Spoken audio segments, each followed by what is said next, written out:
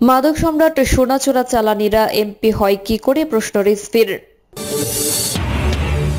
জানাবো শেখ হাসিনা দণ্ডনীয় অপরাধের খতিয়ান 1 এবং সর্বশেষ জানাবো পরের ডিসেম্বরে আমার মেয়াদ শেষ, মির্জা ফখরুল কত বছর মহাসচিব। এতক্ষণ শুনলেন সংবাদ শিরোনাম, এবারে বিস্তারিত। মাদক সম্রাট সোনা চোরাচালানিরা এমপি হয় কি করে, প্রশ্ন রিজভির।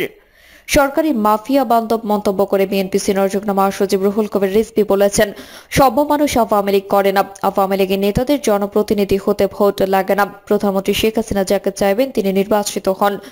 সোনা চোরাচালানকারীরা, মাদক সম্রাটরা এমপি হয় কি করে, এটাই সরকারের বহিঃপ্রকাশ। রিজভী বলেন, এই সরকার সিন্ডিকেট ও মাফিয়া বান্ধব, এজন্য প্রত্যেকটি অপকর্মের দায়িত্ব সরকারকেই নিতে হবে।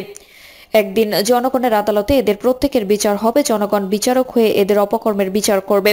ওয়াসার এমডির সমালোচনা করে রুহুল কবির রিজভী বলেন, তিনি তো খুব শক্তিশালী, বিদেশে থেকে অফিস পরিচালনা করেন, অনেক দুর্নীতি অভিযোগ থাকার পর তার চাকরির মেয়াদ বৃদ্ধি হয়। এতে বোঝা যায় সরকার প্রধান কেন এই ধরনের লোকদের নিয়োগ করেন।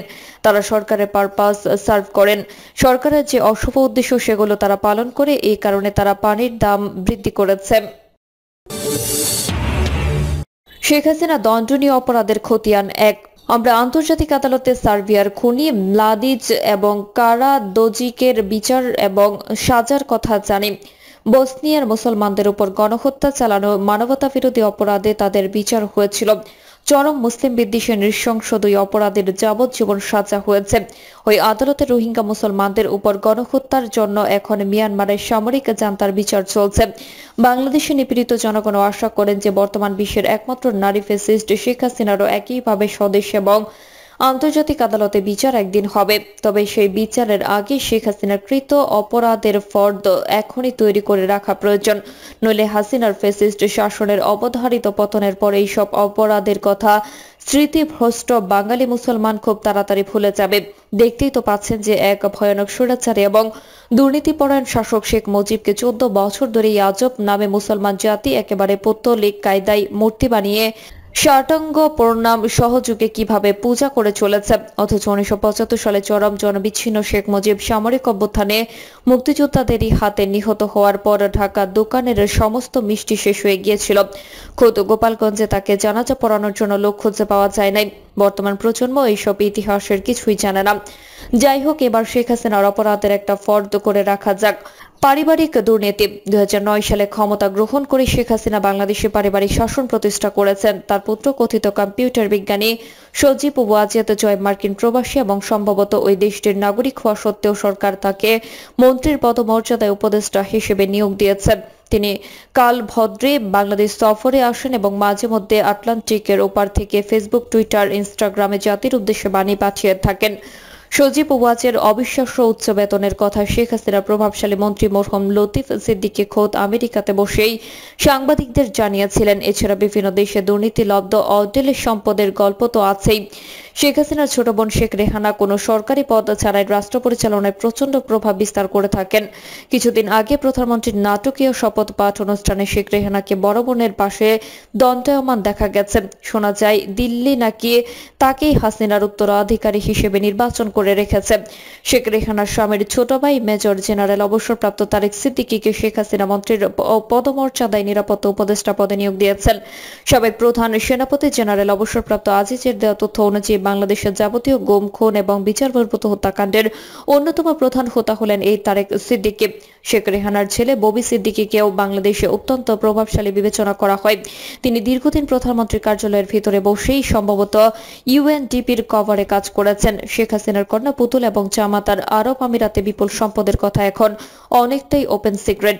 আরব আমিরাতে হাসিনা কন্যা স্বামী ঠিক কি অবস্থায় আছেন সেটাও রহস্যময়। এ নিয়ে সোশ্যাল মিডিয়ায় গুজবের শেষ নেই। পদ্মা সেতু দুর্নীতিতে সাবেক মন্ত্রী আবুল হোসেনের সাথে এই দম্পতির নামও জড়িয়ে আছে। সেই সময় তারা কানাডায় অবস্থান করতেন। কেন তারা কানাডা থেকে পাত্তারি গুটিয়ে প্রথমে কাতার এবং পরে আরব আমিরাতে ঘাঁটি গেড়েছেন সেটাও আমজনতার অজানা। অবশ্য পুতুল এখন স্বামীর সাথে না থেকে মায়ের সঙ্গেই ঘুরছেন। শেখ হাসিনা কন্যার শ্বশুর ইঞ্জিনিয়ার মোশাররফ দীর্ঘদিন স্থানীয় সরকার সহ অন্যান্য গুরুত্বপূর্ণ মন্ত্রণালয়ের দায়িত্বপ্রাপ্ত মন্ত্রী ছিলেন। একদা দাপুটে মন্ত্রীর এখন আর খোঁজ খবর নাই। অনেক অনেকেই দাবি করেন যে বেআই নাকি সাবেক হয়ে গিয়েছেন। ইঞ্জিনিয়ার মোশাররফের ছোট ভাইকে কিছুদিন আগে প্রায় ২,০০০ কোটি টাকা লোপাট করার অভিযোগে সরকার গ্রেফতার করেছে। ফ্যাসিস্ট শাসকের সাবেক অথবা বর্তমান বেআইয়ের ছোট ভাই যদি ২,০০০ কোটি টাকা মেরে দেওয়ার ক্ষমতা রাখেন, তাহলে শেখ হাসিনার আরো নিকটের আত্মীয়স্বজনরা কত টাকার দুর্নীতি করেছেন তার ধারণা করাও আমাদের পক্ষে অসম্ভব। মার্কিন যুক্তরাষ্ট্র নির্বাসিত সাংবাদিক ইলিয়াস হোসেন বছর খানেক আগে মন্ত্রী এবং সংসদ সদস্য সহ বাংলাদেশ সরকার বিভিন্ন পর্যায়ে শেখ পরিবারের লোকজনদের অবস্থান নিয়ে ইউটিউব একটি এপিসোড বানিয়েছিলেন। যতদূর মনে পড়েছে, সেখানে ইলিয়াস হোসেন শেখ পরিবারের প্রভাবশালী প্রায় অর্ধশত ব্যক্তির নাম উল্লেখ করেছিলেন। ওই এপিসোডটি বিশেষভাবে সংরক্ষণ করা প্রয়োজন, বিশেষত ভবিষ্যতে মামলার আর্জি বানাতে এপিসোডটির প্রয়োজন হবে। প্রাতিষ্ঠানিক দুর্নীতি।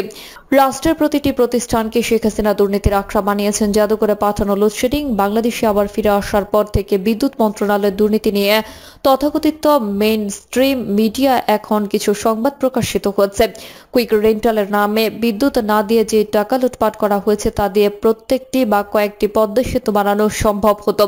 ২০১০ সালের জুন মাসে আমাকে র‍্যাব ১-এর প্রধান টর্চার চেম্বারে চোখ বেঁধে জিজ্ঞাসা করা হয়েছিল আমি কেন কুইক রেন্টালের বিরোধিতা করি। সেদিন আমাকে প্রশ্নকারী সেই সব সামরিক ও পুলিশের কর্তারা আজ নিশ্চয়ই আমার বিরোধিতার কারণ বুঝতে পারছেন। রূপপুর পারমাণবিক বিদ্যুৎ প্রকল্পের নামে দেশে পুলিশের বা বিদেশের লুণ্ঠনকারীদের জন্য টাকার খনি তৈরি করা হয়েছে। ৩.৫ বিলিয়ন মার্কিন ডলারের প্রকল্পতে অতিরিক্ত খরচ ১০ বিলিয়ন ডলারের মধ্যে কত শতাংশ বাংলাদেশের লুটেরা পাচ্ছে আর কত শতাংশ রাশিয়ানদের ভাগে যাচ্ছে সেটা IMF, ওয়ার্ল্ড ব্যাংক এবার শেখ হাসিনার কাছে হিসাব চাইতে পারে। তথাকথিত বন্দর খনি রক্ষকরা এই বেসুমার লুটপাটের সময় কোথায় যেন লুকিয়েছিলেন, নাকি এক সময়ে মস্কোপন্থীরা রাশিয়া লুটপাটের হয় অংশ পাচ্ছেন অথবা পুরনো সম্পর্কে জালে বাধা পড়েছেন। জনগণের মাথায় বিপুল ঋণের বোঝা চাপিয়ে শেখ হাসিনার প্রতিটি মেগা প্রকল্পে এভাবেই দুর্নীতির মহোৎসব চলছে। গত ১৪ বছরে সর্বাধিক ক্ষতি করা হয়েছে অর্থনৈতিক খাতে। সাবেক অর্থমন্ত্রী সাইফুর রহমান, তৎকালীন প্রধানমন্ত্রী বেগম খালেদা জিয়ার সমর্থনে অর্থনীতিতে চমকের পরিবর্তে যথেষ্ট শৃঙ্খলা ফিরিয়ে এনেছিলেন। ২০০১ থেকে ২০০৬ সালের মধ্যে মুদ্রানীতি এবং সামষ্টিক অর্থনীতিতে দীর্ঘমেয়াদী প্রবৃদ্ধি ও সম্পদের যথাসম্ভব সুষম ব্যবহার নিশ্চিত একটি টেকসই কাঠামো নির্মাণের লক্ষ্যে যাবতীয় সিদ্ধান্ত গ্রহণ করা হয়েছিল। ফলে সেই সময় প্রবৃদ্ধি ৬.৭-এ উন্নীত হওয়ার পাশাপাশি সম্পদ যাতে গুটি কয়েক ব্যক্তির কাছে পুঞ্জীভূত না হয় সেদিকে দৃষ্টি ছিল। বর্তমানের মতো এমন রাতারাতি কোটিপতির আধিক্য তখন দেখা যায় নাই। দেশের টাকা এভাবে পাচারও হয় নাই। বাংলাদেশ ব্যাংক যেভাবে রিজার্ভের অর্থ সরকার ঘনিষ্ঠ বেসরকারি খাতের কোম্পানিগুলোকে লাভবান করার জন্য অপচয় করে দেশের অর্থনীতিকে ভঙ্গুর করে দিয়েছে, সেই অমার্জনীয় অপরাধের জন্য রাজনৈতিক নেতৃত্বের সাথে আমলাদেরও ভবিষ্যতে বিচারের জন্য সোপর্দ করতে হবে। শেখ হাসিনা সহজে লুটের ভাগ পাওয়ার জন্য চিহ্নিত লুটেরাদের হাতে দেশের অর্থনীতি পরিচালনার দায়িত্ব অর্পণ করেছেন। বর্তমান সরকারের ক্ষমতা থেকে বিতাড়িত করার পর দেশের প্রতিটি অর্থনৈতিক প্রতিষ্ঠানে অর্কিড করলেই কেবল লুটপাটের প্রকৃত চিত্র বাংলাদেশের জনগণ জানতে পারবেন। যে রাষ্ট্রে পিকে হালদারের মতো একজন ব্যক্তি ১০,০০০ কোটি টাকারও অধিক লুটপাট করে ভারত পাচার করতে সক্ষম হয়, সে দেশের অর্থনীতির ধ্বংসই অনিবার্য। এই প্রসঙ্গে বাংলাদেশের ভারতপন্থী গোলাম মিডিয়ার ভূমিকা ও পর্যালোচনার দাবি রাখে। পিকে হালদার তার দুর্নীতিলব্ধ সম্পদ প্রধানত ভারত পাচার করলেও জনগণকে বিভ্রান্ত করার জন্য বাংলাদেশের মিডিয়া এতদিন প্রচারণা চালিয়েছে যে পিকে হালদার কানাডায় আশ্রয় নিয়েছেন। ডিসেম্বরে আমার মেয়াদ শেষ, মির্জা ফখরুল কত বছর মহাসচিব? বিএনপির গঠনতন্ত্র অনুযায়ী দলটির মহাসচিব পদে মির্জা ফখরুল ইসলাম আলমগীর থাকার বৈধতা নিয়ে প্রশ্ন তুলেছেন আওয়ামী লীগ সাধারণ সম্পাদক ওবায়দুল কাদের। তিনি বলেছেন, মির্জা ফখরুলের কি এই পদে থাকার বৈধ অধিকার রয়েছে? তার দলের গঠনতন্ত্র কি তিনি লঙ্ঘন করেছেন? ওবায়দুল কাদের বলেন, বিএনপির গঠনতন্ত্র পড়েছেন। মির্জা ফখরুল কত বছর থাকতে পারেন? এই ডিসেম্বরের পরের ডিসেম্বরে আমার টার্ম শেষ, যথাসময় সম্মেলন হবে আমাদের। তিনি বলেন, মির্জা ফখরুল কত বছর ধরে তার দলের গঠনতন্ত্রকে লঙ্ঘন করে মহাসচিব হিসেবে আছে। তার গণতান্ত্রিক দল নয়, তারা নিজেরা ঘরে গণতন্ত্র চর্চা করে না, দেশের গণতন্ত্র কিভাবে প্রতিষ্ঠা করবে? মির্জা ফখরুলের কি এই পদে থাকার বৈধ অধিকার রয়েছে? তার গঠনতন্ত্র সে লঙ্ঘন করেছে। সম্মেলন ছাড়া মহাসচিব কত বছর সেটা আগে জিজ্ঞেস করুন। বিএনপির দলের ভেতরে গণতন্ত্র নেই, তারা দেশের গণতন্ত্র কিভাবে আনবে? প্রশ্ন রেখে আওয়ামী লীগ সাধারণ সম্পাদক বলেন, আওয়ামী লীগের যথাসময় সম্মেলন হয়। মির্জা ফখরুল ইসলাম আলমগীর কয়েকবার কত বছর সম্মেলন না হয়ে বিএনপির মহাসচিব দলের গঠনতন্ত্র ভেঙে। সম্মেলন ছাড়া মহাসচিব গত বছর এই সময় সাবেক আইজিপি বেনজির আহমেদকে গ্রেফতার প্রসঙ্গে সেতুমন্ত্রী বলেন, এটি প্রক্রিয়াধীন আছে, তদন্ত চলছে, দুদক মামলা করলে আইন অনুযায়ী ব্যবস্থা নেওয়া হবে। তার বিদেশে যাত্রা বিষয়টি তিনি অবহিত নন বলে গণমাধ্যমকে জানান তিনি। ওবায়দুল কাদের বলেন, পৃথিবীর কোনো দেশই গণতন্ত্র পারফেক্ট নয়। আমাদের দেশের গণতন্ত্র পারফেক্ট দাবি করি না, তবে পারফেক্ট করার পথে আমাদের চেষ্টা আছে। আমাদের প্রধানমন্ত্রী ব্যাপারে আন্তরিক। আজকে বিএনপি যারা বহুদলীয় গণতন্ত্রের কথা বলে, তাদের গণতন্ত্র ছিল কারফিউ গণতন্ত্র। 15ই ফেব্রুয়ারি হ্যাঁ না ভোট, যেখানে হ্যাঁ ভোট 114%, 1,23,00,000 ভুয়া ভোটার। গণতন্ত্রকে তারা ধ্বংসের কিনারায় নিয়ে গিয়েছিল, নির্বাচন ব্যবস্থাকে প্রহসন এবং তামাশায় পরিণত করেছিল। তাদের মুখে গণতন্ত্রের বুলি, ভূতের মুখের রাম নাম।